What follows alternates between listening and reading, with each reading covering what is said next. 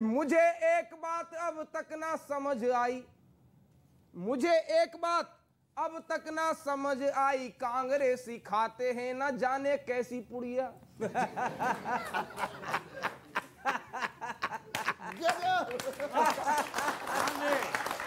बहुत अच्छे, बहुत अच्छे। अच्छा, उस पुड़िया का असर अगली पंक्ति पे है। बहुत अच्छे कि मुझे एक बात अब तक ना समझ आई कि कांग्रेसी खाते हैं ना जाने कैसी पुड़िया, चारों ओर बस एक रायता फैला रखा है, चारों ओर बस एक रायता फैला रखा है कि अध्यक्ष चुनेंगे पर बदलेंगे ना हुलिया, अध्यक्ष चुनेंगे पर बदलेंगे ना हुलिया। और चिंतन शिविर के पहाड़ खूब खोद लिए, चिंतन शिविर के पहाड़ खूब खोद लिए, पर हर बार निकली है वही चूहिया। चिंतन शिविर के पहाड़, और अगली पंक्ति पे आनंद लेना कि चिंतन शिविर के पहाड़ खूब खोद लिए, पर हर बार निकली है वही चूहिया कि बाकी सारे नेता पार्टी के मजे लेंगे। बाकी उदयपुर में पार्टी तो ही थी कि बाकी सारे नेता पार्टी के मजे लेंगे, और अध्यक्ष बनेगा कौन, गुड्डा या की गुड़िया।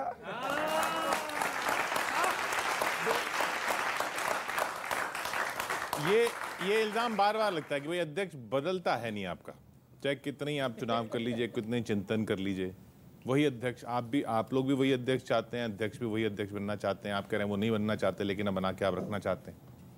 कुछ लोगों ने ये कहना शुरू कर दिया कि आचार्य प्रमोद कृष्णम तो राहुल जी के विरोधी हैं। ऐसा नहीं है। मैंने तो कहा है कि मैं राहुल गांधी जी के उस फैसले का स्वागत करता हूं, मैं उसकी सराहना करता हूं, और मैं कहना चाहता हूं कि राहुल गांधी जी के फैसले की सराहना होनी चाहिए थी।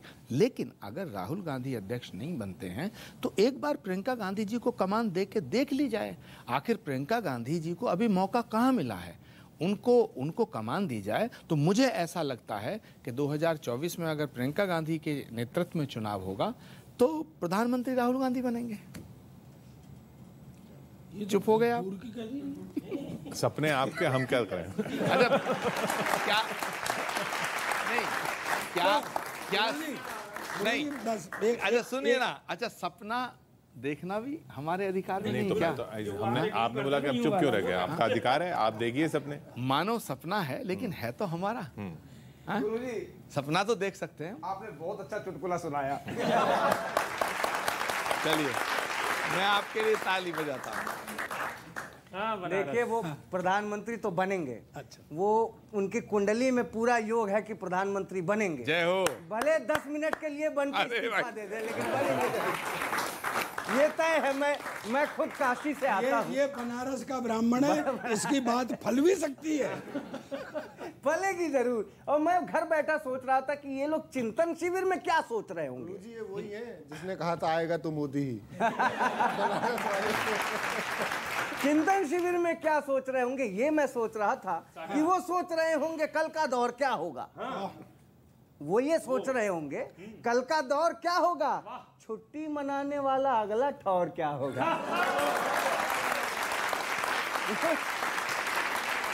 वो ये सोच रहे होंगे कल का दौर क्या होगा, छुट्टी मनाने वाला अगला ठौर क्या होगा।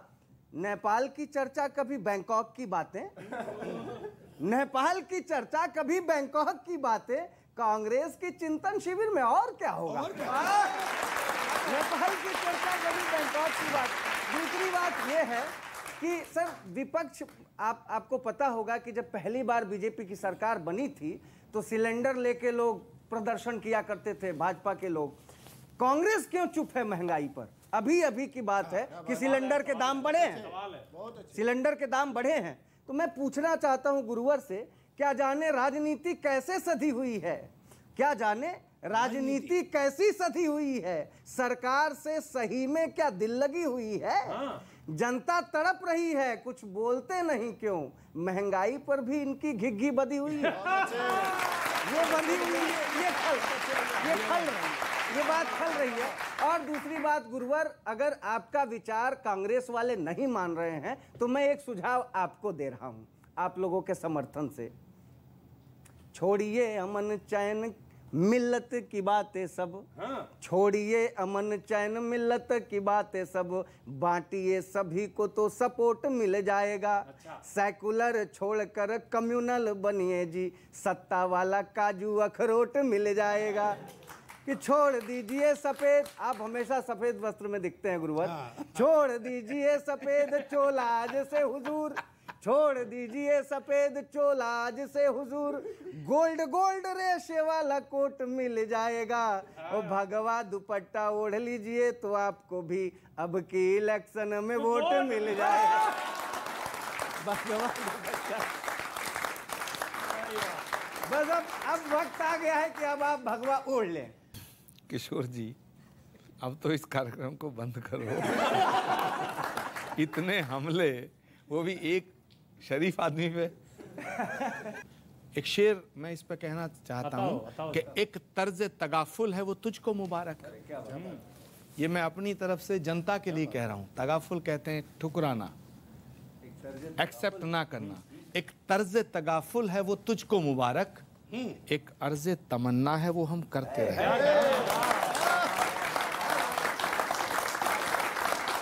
तो अब एक कविता ऐसी पढ़ना चाहता हूँ गुरुदेव, जिसका हकीकत से कोई लेना देना नहीं है, और यहाँ के वातावरण से अगर कोई साम्य उत्पन्न होता है तो वो महज संयोग माना जाए।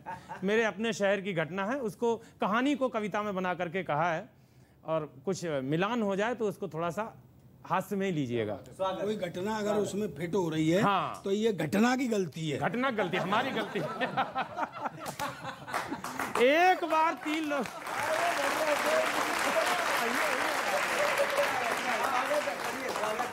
एक बार 3 लोगों का परिवार मस्ती में खड़ा था। दिल्ली के पॉश इलाके में बड़े प्रेम से जलेबी और रबड़ी उड़ा रहा था। अच्छा।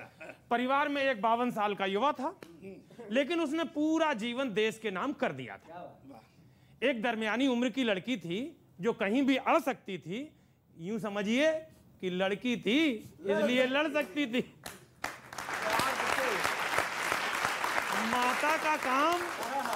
माता का काम कुछ खास नहीं होता था। लड़का कमाल था, कभी पास नहीं हुआ। तभी एक बाबा उनके पास आया। मूल घटना यहां से शुरू हो। तभी एक बाबा आए उनके पास। नाम था उनका आचार्य झम्मन दास।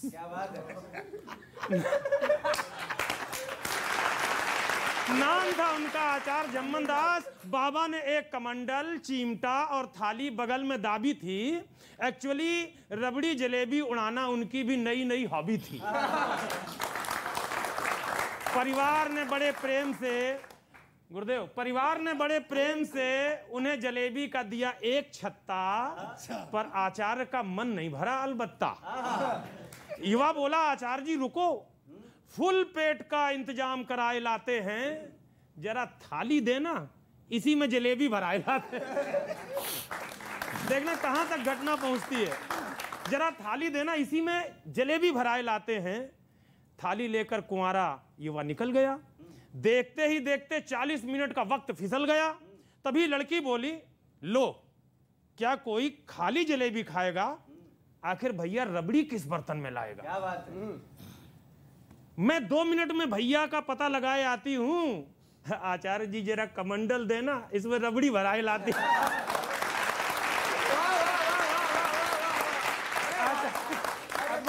जरा कमंडल देना, इसमें रबड़ी भराए लाती हूं। जब दोनों काफी देर तक लौट कर नहीं आए तो बेचारे आचार्य जी घबराए। इतने में माता की सहानुभूति जागी। यही बात दागी, अब मैं खुद संग्राम में उतर लेती हूं।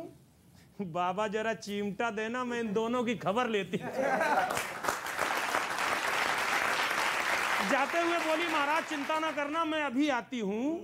आप पंजा फैलाओ, मैं दोनों के साथ रबड़ी और जलेबी लेकर आती हूं। लेकिन वो दिन और आज का दिन तीनों लौट कर ना आए हैं। जलेबी के इंतजार में आचार्य जी अभी तक पंजा फैलाए हैं। तीनों के आने का रास्ता उदेख रहे हैं। सामने चौराहे पर लगी टीवी स्क्रीन में लपेटे में नेताजी देख रहे हैं।